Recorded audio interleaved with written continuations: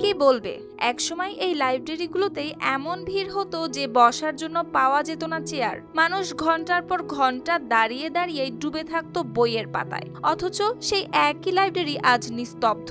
তাক ভর্তি হাজারো বই যেন অপেক্ষায় আছে পাঠকের, কিন্তু কক্ষগুলোতে বইছে শুনশান নীরবতা।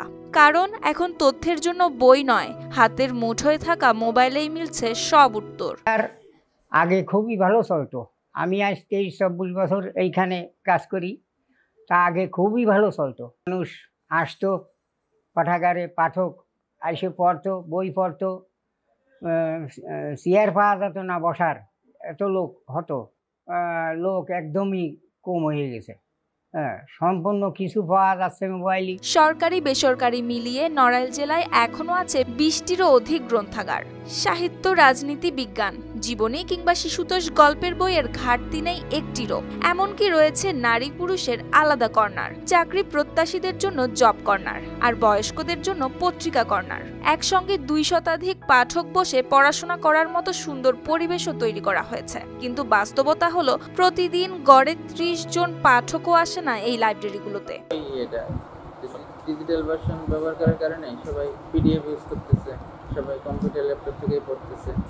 নতুন প্রজন্ম আর বইয়ের পাতায় নয়, মোবাইল, ট্যাব বা কম্পিউটারের স্ক্রিনেই খুঁজে নিচ্ছে প্রয়োজনীয় সব তথ্য। সেকেন্ডের মধ্যেই মিলছে উত্তর। তাই একসময় যেখানে সাহিত্য, বিজ্ঞান কিংবা ইতিহাসের পাতা উল্টানোর শব্দে মুখর থাকতো চারদিক, আজ সেখানে রয়েছে 2-1 জনের আনাগোনা।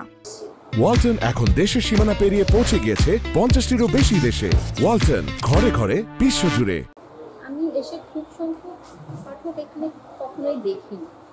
আমি এর আগে যশোরে ছিলাম, সেখানে প্রচুর পাঠক।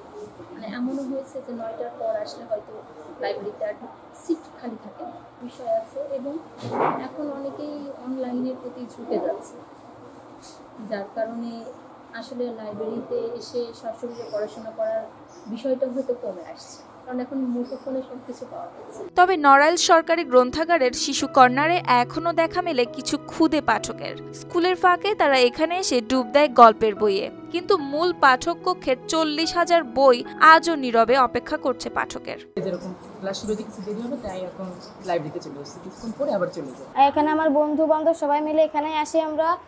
এখানে বিভিন্ন ধরনের বই আছে। করোনার পরে এসে এগুলো অনেক পরিবর্তন হয়ে গেছে, লোকজন কম, আসা নেই বললেই চলে।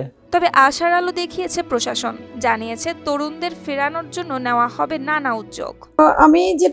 আমরা যেটা ভেবেছি যে আমরা বেশ কয়েকটি স্কুলে আমরা রিডিং কর্নার করব, এবং এই বাচ্চারা ওইখান থেকেও বই নিয়ে পড়তে পারবে।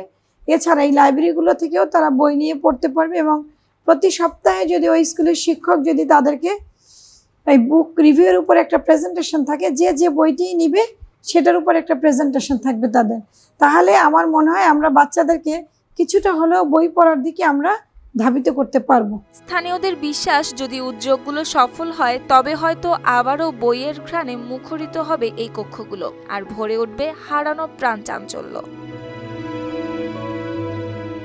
News desk, RTV।